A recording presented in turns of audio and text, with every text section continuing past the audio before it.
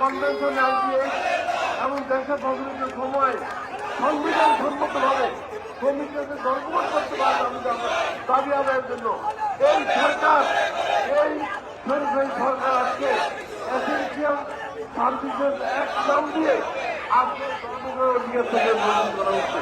বন্ধু আমার এই সরকারের এই কারাগারের বিরুদ্ধে আমাদেরকে আজকে সর্বোচ্চভাবে সর্বোচ্চ শক্তি বের করে আন্দোলন করে এই সরকারের এই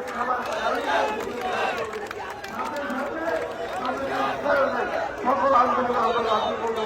এই আহ্বান রেখে সবাইকে ধন্যবাদ দিয়ে আমার বক্তব্য শেষ করতে হবে। বাংলাদেশ